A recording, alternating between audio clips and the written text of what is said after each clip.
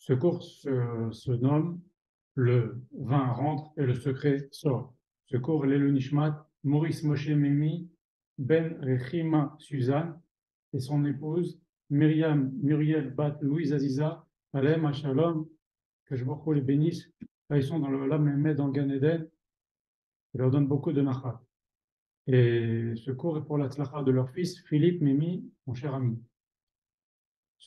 On va parler donc de ce fameux verset de Shlomo Ameler qui nous dit le vin rentre et le secret sort. Alors évidemment, bien entendu, quand quelqu'un boit, eh ben oui, il ne se fait plus attention à ce qu'il dit et il peut dire des secrets, alors que quand on n'a pas bu, on fait très attention. Et on va aller un petit peu plus loin. Déjà, je vais commencer par vous raconter une histoire de Rabbi Mordechai Zuckermandel. Rabbi Mordechai Zuckermandel vivait dans la Jérusalem il y a à peu près plus d'un siècle, plus d'un siècle. Et son métier, c'était porteur d'eau. On lui avait fait la Brit Mila pour Purim, et c'est pour ça qu'on l'avait appelé Mordechai. Donc, ce Rabbi Mordechai Zuckermandel avait un surnom à Jérusalem. On l'appelait le Hamaharetz Chassid, l'ignorant Chassid. Vous savez qu'il y a une Mishnah dans Pirkei Avot qui dit En Hamaharetz Chassid, ça n'existait pas un Hamaharetz Chassid. Un Chassid, c'est quelqu'un qui fait plus que le dit. Il fait les choses mieux, mieux, mieux, tout au plus, tout au mieux, bien. Tu ne peux pas faire ça si tu ne connais pas la Torah, si tu ne connais pas la halachot. Donc, donc c'est pour ça que nos Chachamim nous disent En Hamaharetz Chassid, un ignorant, il ne peut pas être Chassid. Mais lui, on l'appelait l'Hamaharetz Chassid. Pourquoi? Chassid, on voyait qu'elle avait une conduite de Chassid, mais il était Hamaharetz. Pourquoi? Parce qu'à chaque fois qu'on lui posait des questions, il disait je ne sais pas. Et les enfants, ils disaient des choses simples, je ne sais pas. Il était étrange. On voyait qu'il se conduisait, il faisait bien attention, on dirait qu'il était un érudit en Torah. Et quand on lui posait des questions, il disait je ne sais pas. Seulement, le jour de Purim de ses 70 ans, il a fêté ses 70 ans et il a commencé à boire et il a tellement bu que les gens ils ont commencé à lui poser des questions. Et puis, c'est pas, il a plus dit, je ne sais pas, comme il a dit depuis 70 ans maintenant. Il a commencé à répondre. Et des questions encore plus dures, et des encore plus dures. Et des rabbins, ils venaient poser des questions encore plus dures, et des questions plus dures. Et on voit qu'il connaissait tout le chasse, toute la Gemara, tous les Tosfot, tous les Rishonim. C'est un Gaon. C'est un Gaon. Il aurait pu faire partie des rabbinim de Jérusalem. Seulement, toute sa vie, on se rendu compte que toute sa vie, il avait pris sur lui de cacher sa grandeur. Et c'est pour ça qu'il disait, je ne sais pas. À chaque fois qu'on lui demandait, il disait, je ne sais pas. C'est pour ça qu'on l'appelait l'Amarès Racine. Mais en vérité, il n'était pas Amarès du tout. Seulement, il était humble. Il ne voulait pas montrer qu'il était un Talmid Chacham. Il ne voulait pas de charge rabbinique. Son métier, c'était porteur d'eau. Il portait de l'eau 2-3 heures comme ça la journée. Il n'y avait pas de robinet à l'époque. Il vivait chichement. Il livrait son eau. Il avait un peu d'argent. Il a étudié 8 heures par jour. Et c'est comme ça que il a dévoilé son secret le jour de ses 70 ans. Il lui a dit, hier, on a compris que tu étais un grand en Torah. Pourquoi tu nous as cachés? Il a dit, moi, je voulais ni gloire, ni kavod, ni rien. Je ne voudrais pas prendre de risques avec ce kavod, c'est du feu. Il a dit, mais j'aurais dû me méfier quand même. Parce que le jour de ma Brit Mila, c'était le Khatam Sofer son Moël. Il lui a mis dans la bouche un petit peu de vin. Vous savez, au petit bébé qui pleure, on lui met un petit coton avec du vin. Et il a dit, Nitchonas Yain Yatsasod. Le secret rentre, le vin rentre et le secret sort. Effectivement, le vin Yain, c'est Gematria 70, et le jour de mon anniversaire de mes 70 ans, le secret est sorti. Voilà, regardez les gens, la valeur des gens de l'époque, ils cherchaient ni le kavod, ni rien du tout. Il faut se poser une question, comment ça se fait que Rava nous dit qu'on doit boire à Purim? La Torah, elle est dans le self-control tout le temps. La Torah va même, la plupart des 99% des sacrifices individuels, c'est des sacrifices qu'on apporte suite à une faute qu'on a fait sans faire exprès. Donc quelqu'un qui fait une faute sans faire exprès, on pourrait lui dire, ah bah il n'a pas fait exprès. Non, j'ai une bête, 1000 euros, 1000 et quelques, ok? Va la porter au Beth Amikdash, regrette ta faute de ne pas avoir exercé ton seul contrôle, de t'être conduit quelque part comme une bête, c'est-à-dire comme par réflexe, comme ça, tu agis sans réfléchir, tu fais des fautes sans faire exprès. La Torah a beaucoup d'exigences sur notre conduite. Et voilà que la Torah nous dit, Rava nous dit, eh ben, pour tu sais, tu vas voir, pour sortir du Hachelo idéal, pour sortir du date, pour sortir du seul contrôle, c'est la seule fois dans toutes nos lois que l'on voit une chose pareille. C'est étrange. Alors, on a besoin pour comprendre, c'est une question qui est énorme. Et en plus de ça, on l'a déjà évoqué, Rava étant un Amora, il sort cette loi-là à l'époque des Amoraïm, donc ça veut dire que les maîtres qui étaient avant lui, les Tanaïm, ne buvaient pas. Et dans le deuxième Beth Amikdash, qui était l'épisode de Purim, c'est entre le premier et le deuxième Beth Amikdash. À la fin de cette. Il y a 70 ans entre les deux, vers la fin. Donc, toute l'époque aussi du deuxième Beth Amikdash, ils ne buvaient pas. Tous les Tanaïm ne buvaient pas. C'est un Amora qui a dit cette halakha-là, qui a été acceptée pour toutes les générations à venir. Mais quand même, c'est étrange. Pourquoi Rava vient sortir des limites que la Torah nous met pour bien nous conduire, des exigences de la Torah que nous donne pour bien nous conduire en permanence et faire attention à ce que l'on dit, ce que l'on fait, ce que l'on pense même. Alors on est obligé de recourir à la Torah Tassot pour comprendre une chose pareille. Parce que c'est pas logique, la Torah elle est dans le self-control. Alors, le Harizal il répond à cette question, il dit la chose suivante, il nous dit que Rava était le Gilgul de Lot, la réincarnation de Lot. Lot, qu'est-ce qu'il a fait? Il s'est écarté d'Abraham Avinu, il a dit j'en ai marre d'Abraham et de son Dieu, Chaz v'Shalom. Il était s'installer dans la ville de Sodome, il a été sauvé. Tant qu'il était dans la ville de Sodome, la ville ne pouvait pas être détruite, il a été sauvé. Sa fille l'a fait boire, ses filles se sont dit, elles ont cru que le monde entier allait être détruit. Les Shem Shamaim, elles l'ont fait boire, elles ont dit, bon, on va donner quand même que le monde se repeuple, on va aller avec notre père. Elles l'ont fait boire, et la Torah nous dit, il ne s'est pas rendu compte de ce qu'il a fait. Il est avec sa fille, il a rendu sa fille enceinte, il a fait un inceste, c'est préserve. Et le lendemain soir, la même chose avec son autre fille. Et de ces enfants-là sont sortis Ruth à Moabia et les peuples de Ammon et de Moab. Ammon, il y avait Naama, Ammoni, et Ruth à Moabia. Et de Ruth va descendre le Mashiach. C'est pour ça que c'était très important de sauver Lot. Ruth, c'est l'ancêtre de David, la grand-mère de David.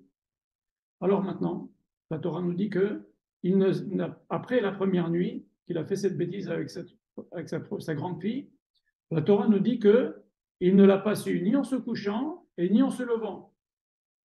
Or, il y a marqué en se levant, il y a des petits points dessus. Et Rachid nous dit que, effectivement, quand il s'est réveillé, il ne s'est pas rendu compte il a oublié ce qu'il a fait.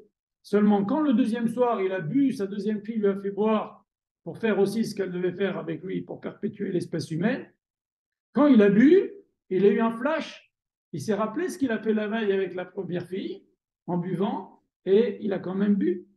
Et il a quand même bu, il a fait ces grands péchés-là. Maintenant, vient Rava.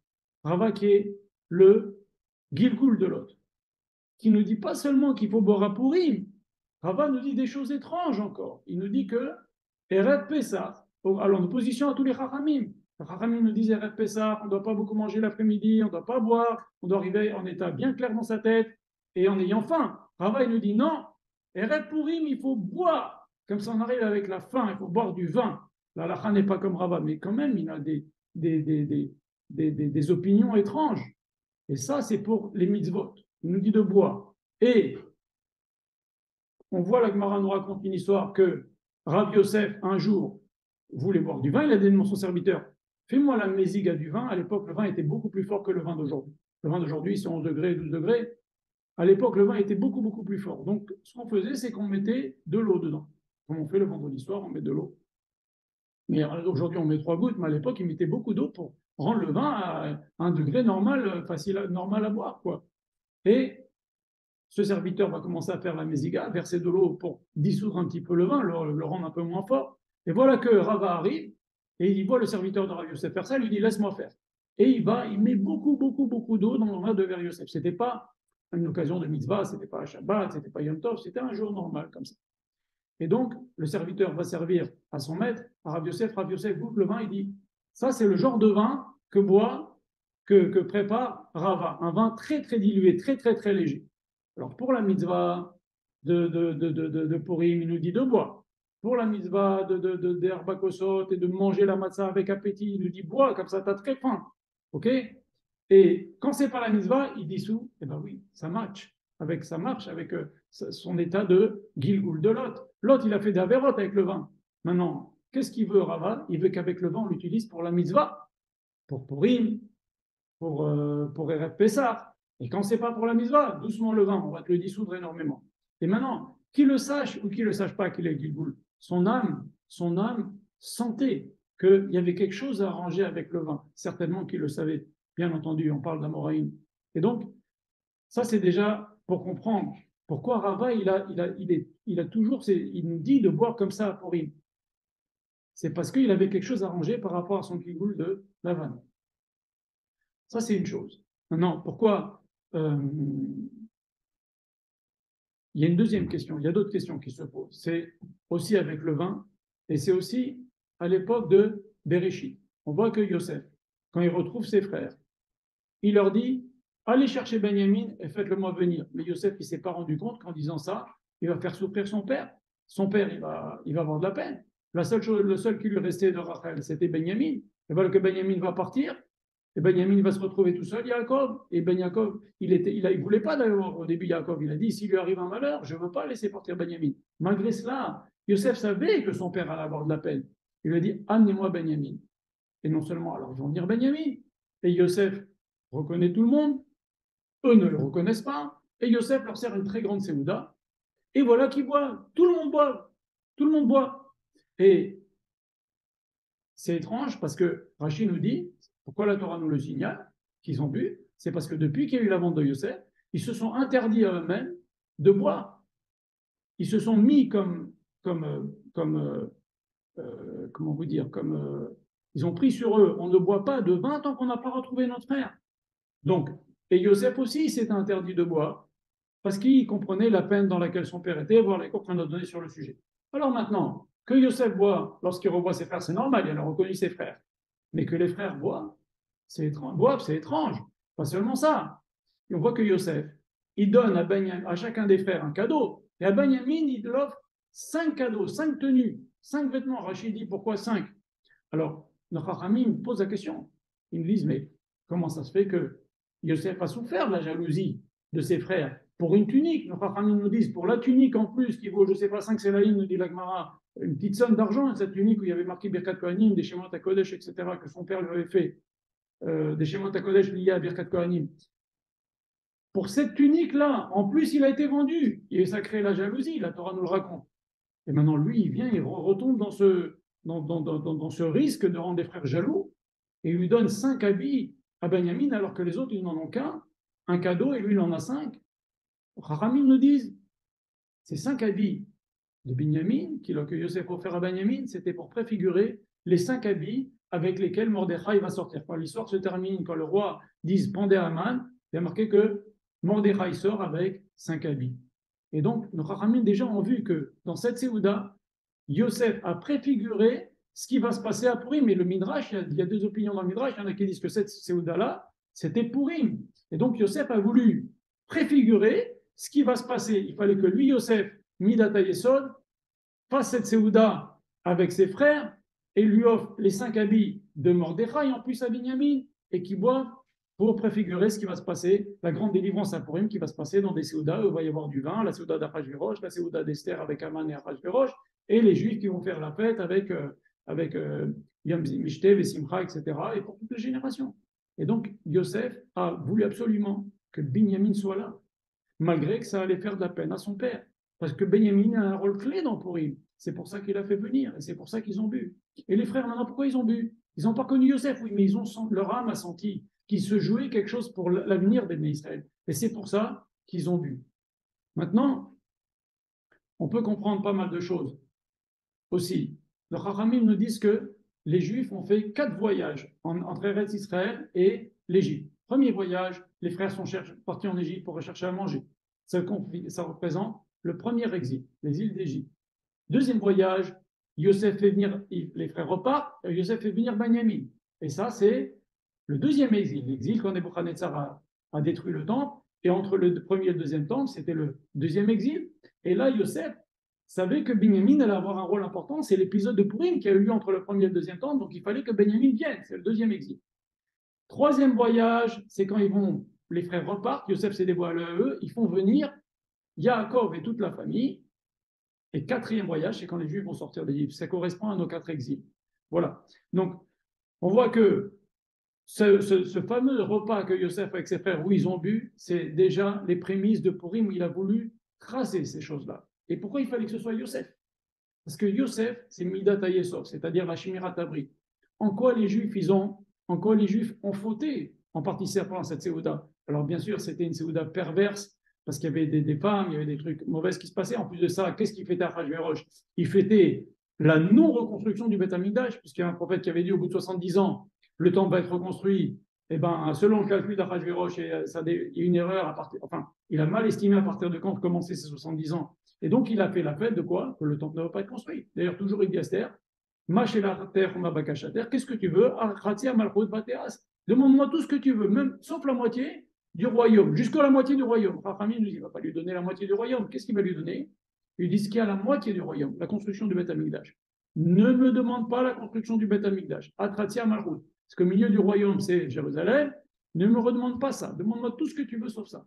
Et donc, Yosef, qui était Midat HaYesod, il vient justement pour sauver les Juifs qui vont flancher dans cette Séouda avec les femmes. Voilà. Donc tout ça, c'est la préfiguration. Et donc aussi, le vin rentre et le secret sort. Le secret de Purim, c'est cette Séouda de Yosef avec ses frères à Benjamin. Et même Yosef, qui gardait le secret de ne pas dire qu'il était Yosef, il a dit à Benjamin. Midrash dit que la Torah nous dit qu'il a mis chaque frère selon la maman, les enfants de Bila, les enfants de Zilpa, les enfants de Léa, et il lui dit à Benjamin, toi tu es seul, viens, tu mangeras avec moi. Et pendant la Séouda, Yosef se dévoile à Benjamin, il lui dit, c'est moi ton frère Yosef. Et donc le vin rentre et le secret sort. Ça c'est quelque chose de très important, mais le sod nous permet de comprendre pourquoi on boit à Purim. Et en fait, il faut comprendre une bonne chose. Toute cette histoire de boire, on a dit déjà dans tous les cours, c'est pas pour se saouler. Rava il dit Chayavadam les vasoumé. Les vasoumé, c'est comme se parfumer, quelqu'un qui est parfumé. Il y a une différence entre quelqu'un qui se met un peu de parfum et quelqu'un qui se vide la bouteille de parfum. Quelqu'un qui se saoule, c'est comme quelqu'un qui se vide la bouteille de parfum. Lui, il nous dit les vasoumé, un petit peu, tu bois 3 à 4 verres. Voilà. Et donc, pourquoi il y a eu ça? C'est parce qu'il y a des choses qui se rejouent. Rava et le Gilgul d'Alavan, c'est pour ça qu'il voulait arranger toutes ces mises-votes liées au vin, faire des mises-votes avec le vin. Ah, parce que dans un Gilgul précédent, il a fait des avérotes énormes avec le vin. Et toute cette histoire de Yosef, pourquoi il a fait venir Benjamin, on a expliqué. Et donc, quand on va boire du vin à Purim, il faut savoir une bonne chose, que le travail du juif, et maintenant, depuis qu'il y a eu l'épisode d'Esther, c'est de voir la main d'Hachem dans ce qui est la nature. Et voir même la main d'Hachem, il y a toujours une étincelle de Gdusha, c'est encore autre chose, hein, mais il y a toujours une étincelle de Gdusha qui est dans la pureté. Comme par exemple, Lot qui a été avec ses filles. Il est sorti de là le Mashiach. Il est sorti Ruth, qui va sortir de Shlomo, David et le Mashiach. Il y avait une étincelle là-bas. Il fallait que ça se passe avec ses filles, il y avait une étincelle. Et elles l'ont fait les Shem Shamaim, les filles. C'est la fameuse histoire avec Rav Moshe Feinstein, qui a dit dans un de ses cours que les filles ont fait les Shem Shamaim, c'est ce que nous dit Chazal. Elles n'ont pas fait pour faire une Avera, elles ont fait les Shem Shamaim. Et il y a un des élèves qui, en sortant du cours, il a commencé à rigoler, à se moquer. Elle ne me raconte pas qu'elles ont fait les Shem Shamaim, elles ont fait un péché, c'est tout. Le lendemain matin, Rav Moshe Feinstein se fait appeler vite par la famille de ce Bacho. Et ce Bacho, il lui dit Rav, il le voit, Rav Moshe Feinstein vient, il voit son élève dans le lit, il lui dira, je vais mourir aujourd'hui. Il dit, comment tu vas mourir aujourd'hui? Oui, les filles de Lot, elles sont venues me voir dans le rêve. Elles m'ont dit que pour prouver qu'on a fait les Shem Shamaim, toi tu vas mourir aujourd'hui, parce que tu t'es moqué de nous. Donc faire très attention comment on parle des événements qui se sont passés avant, et des gens qui sont mentionnés dans la Bible. C'était pas rien. Il fallait faire sortir cette étincelle de Doucha qu'il y avait dans Lot. Et malheureusement, ça s'est passé mal, mais comme ça, Hachem a voulu. Comme Rabbi Akiba qui descend de Sisra, qui est un Amaleki, etc., etc. On pourrait donner plein de tours là-dessus. Voilà. Je souhaite un bon Purim. En tous les cas, le vin rentre et le secret sort. Il faut être humble, il faut être attaché à Kadosh Baruch Hu, il faut être servir Hachem Besimcha et voir que dans la Torah, il y a beaucoup de profondeur. Purim Sameach.